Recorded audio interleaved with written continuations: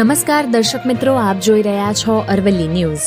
વિશ્વ ઉદ્યમિતા દિવસ નિમિત્તે અરવલ્લી ન્યૂઝની ટીમ પહોંચી છે મોડાસાના સરબુદ્દીનગર વિસ્તારમાં આવેલા થોરીવાસમાં, જ્યાં વર્ષોથી સ્વદેશી બનાવટને રોજગારીનું સાધન બનાવી અનેક મહિલાઓ પોતાના પરિવારનું ગુજરાન ચલાવી રહી છે.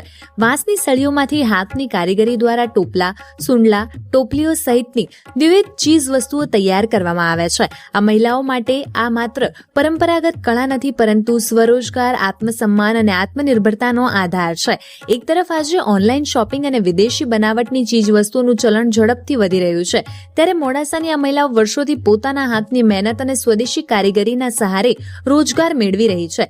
તેમનો સંદેશ પણ એકદમ સ્પષ્ટ છે: સ્વદેશી અપનાવો, દેશ બચાવો, સ્થાનિક બનાવટ ખરીદો, સ્થાનિક કારીગરીને પ્રોત્સાહન આપો. અરવલ્લી જિલ્લા સ્વદેશી જાગરણ મંચ દ્વારા મેં બી સ્વદેશી સમર્થક અભિયાન અંતર્ગત સ્વદેશી વસ્તુઓને પ્રાધાન્ય આપવા અને આત્મનિર્ભર ભારતના સંકલ્પને જનજન સુધી પહોંચાડવા અભિયાન હાથ ધરવામાં આવ્યું છે. આ અભિયાન માત્ર એક નારો નથી, પરંતુ દેશના નાના વેપારી, કારીગર, શ્રમિક અને સ્વરોજગાર સાથે જોડાયેલા પરિવારોને મજબૂત બનાવવાનો સંકલ્પ છે. મોડાસાના થોરીવાસની આ મહિલાઓ આપણને શીખવે છે કે રોજગારી માટે હંમેશા મોટી કંપની કે નાની નોકરીની જરૂર નથી. પોતાના હાથની કળા, મહેનત અને આત્મવિશ્વાસ હોય તો સ્વરોજગાર પણ સ્વાભિમાનભર્યું જીવન આપી શકે છે. વિશ્વ ઉદ્યમિતા દિવસ નિમિત્તે અરવલ્લી ન્યૂઝ પણ સૌને અપીલ કરે છે કે એક વ્યક્તિ સ્વદેશી ખરીદે તો એક પરિવારને રોજગાર મળશે. હજારો લોકો સ્વદેશી અપનાવશે તો હજારો પરિવારો મજબૂત બનશે, અને કરોડો ભારતીયો સ્વદેશી બનશે તો ભારત આત્મનિર્ભર બનશે, સ્વાવલંબી બનશે અને સમૃદ્ધ બનશે. વૈભવ રાઠોડ, અરવલ્લી ન્યૂઝ, મોડાસા. સ્વદેશ જાગરણ મંચ અરવલ્લી જિલ્લા દ્વારા જિલ્લાની અંદર જે રાષ્ટ્રીય ઉદ્યમ પખવાડિયાની જે ઉજવણી થઈ છે તેના ભાગરૂપે અત્યારે હાલ મોડાસાના જે સરબુદ્દીનગર વિસ્તારની અંદર આવેલા થોરી વિસ્તારમાં અમે આવી પહોંચ્યા છીએ. ત્યાં સ્વદેશી જે અપનાવોના જે સૂત્રને ચરિતાર્થ કરી રહ્યા છે. જે પ્રમાણે અહીંયા દ્રશ્યોમાં જે પ્રમાણે અત્યારે હાલ જે લોકો જે છે પોતાની આજીવિકા મેળવવા માટે, પોતાનું જીવન જીવવા માટે જે વાંસમાંથી જે વિવિધ પ્રકારની જે વસ્તુઓ અહીંયા બનાવીને પોતાની જીવન જે અહીંયા કરી રહ્યા છે, અને એક સંદેશો આપી રહ્યા છે કે જે દરેક લોકોએ ઓનલાઈન જે ખરીદી ના કરવી જોઈએ, અને માત્ર ને માત્ર જે સ્વદેશી અપનાવવાની જે અહીંયા વાત કરી રહ્યા છે. આપણે જોડે એક બેન જોડે વાત કરીશું. બેન, આપનું નામ શું છે? કેટલા વર્ષથી કામ કરી રહ્યા છો? શું કહેશો? અમે તો વર્ષોથી કામ કરી રહ્યા છે. બેન, આ જે કામ કરી રહ્યા છો, શું સંદેશો આપશો? શું કહેશો? અમે આ જાતે બનાવીએ છીએ, બરાબર? તો તમે બહારની વસ્તુ લઈને અપનાવશો તો આ ગામની અમારી જે બનાવટી છે હાથોની એ લઈને વાપરાશ કરો તો સારું એમ. બેન, આ જે કામ કરી રહ્યા છો, સ્વદેશી જે સૂત્ર જે તમે ચરિતાર્થ કર્યા, શું કહેશો તમે? સાહેબ, અમે આ મજૂરી છે અમારી, અને પ્લાસ્ટિક વાપરે છે લોકો, અમારો ધંધો બંધ થઈ જાય છે. અમારા જે બાપ જાતિનો ધંધો છે, અમારા આ ધંધા ઉપર અમારી રોજીરોટી ચાલી રહી છે.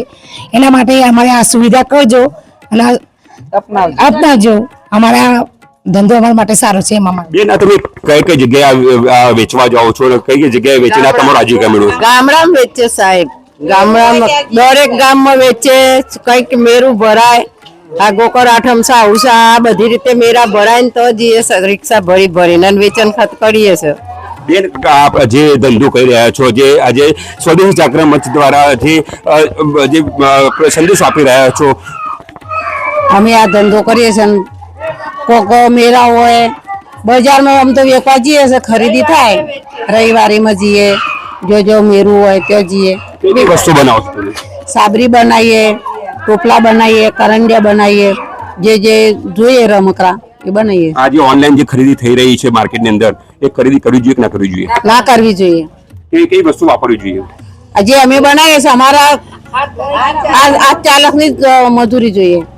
જે રીતે અહીંયા જે થોરી વિસ્તારની અંદર આવેલા જે અહીંયા જે વાંસમાંથી જે વિવિધ વસ્તુઓ બનાવીને પોતાની આજીવિકા મેળવી રહ્યા છે, જીવન જીવી રહ્યા છે, ત્યારે એક જ કહી રહ્યા છે કે માત્ર સ્વદેશી અપનાવો, દેશ બચાવો, અને જે ભારતની જે બનાવટ જે વસ્તુઓ જે છે પોતાએ વાપરવી જોઈએ, અને પોતાના જે ભારત દેશને સમૃદ્ધ કરવા માટેની જે એક પહેલ કરવી જોઈએ, તેવા સૂત્ર સાથે આજે જે મોડાસા જે થોરી વિસ્તારની જે બહેનો જે છે, જે પોતાને આજીવિકા મળવા માટે પોતાને જે શ્રમ કરીને પોતાની જે સંદેશો છે તે સમાજને આપી રહ્યા છે. વૈભવ રાઠોડ, અરવલ્લી ન્યૂઝ, મોડાસા.